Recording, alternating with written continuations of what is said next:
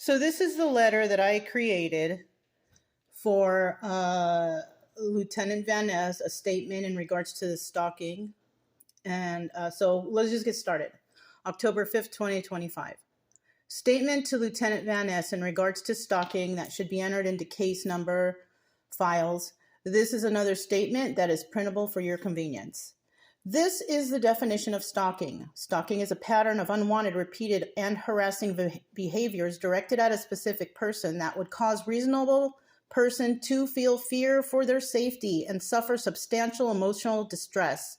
It is a serious crime in all 50 states and at the federal level. Key characteristics: repeated unwanted contact. Stalking is not a single event, but of course of conducting involving two or more incidences.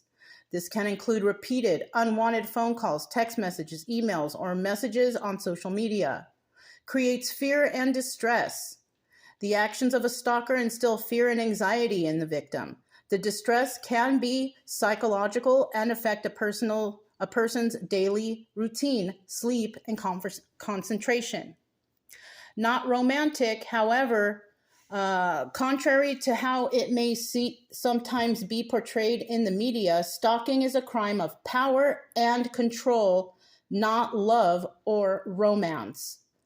Knows no relationship boundaries.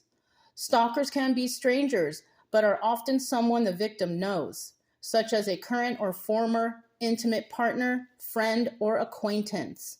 In fact, most intimate partner murders involve prior stalking by the perpetrator. Can happen online or in person. Stalking can involve physical surveillance, showing up at a person's home or work, or cyber stalking. Cyber stalking involves using electronic means to harass the victim, such as hacking accounts or using spyware. This is what is advised to do to get help. How to get help. If you or someone you know is being stalked, document everything. Keep a journal of all incidences, including dates, times, and details. Save all communications, including screenshots of texts and emails. Report to law enforcement. Contact your local police department to report the stalking and file a report. In Woodsboro, we have the Refugio Sheriff's Department. Consider a protective order. A court can issue a restraining or no contact order to restrict the offender's contact with you. The county courthouse in Refugio County will not give me a restraining order or a no contact order. Create a safety plan. Tell your family, friends, and coworkers about the situation. You may also want to vary your routines. Seek support. Victims of stalking can experience severe anxiety, depression, post-traumatic stress disorder.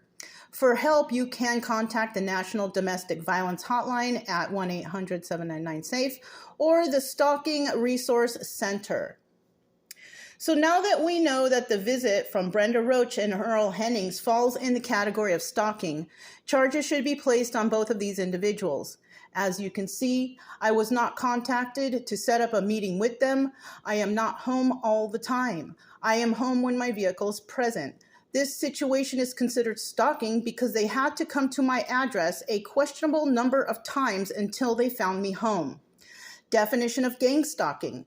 Gang stalking or organized stalking is a set of persecutory beliefs in which a person feels they are being systematically harassed and monitored by a coordinate group of people. Those who identify as victims, referred to as the targeted individual, claim to be subject to various forms of harassment intended to intimidate, discredit, and isolate them. The unwanted visit from Brenda Roach and Earl Hennings was a visit that included the act of intimidation with the use of violence and aggression.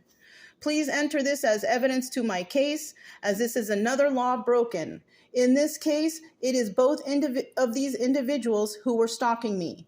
All information and correspondence is located on a public platform, so the proper authorities can follow what is happening in regards to this terribly traumatizing situation that I have been subjected to. I am sincerely apologetic that you have been put in this situation. If Mr. Farrow, the original investigator, had treated victims with dignity and respect, you yourself would not have been subjected to this horrible situation. I find you a very kind person, and hopefully we can bring justice to this situation together. So this is the second statement that I'm sending to Mr. Van Ness. I'm hoping that they will do a thorough investigation of this. I'm also hoping that they, get the file back from the county attorney, because they turned in a report that didn't include any of this information. There was no investigation conducted. People were not interviewed. And, this is a problem within the legal system in regards to Refugio County Sheriff's Department.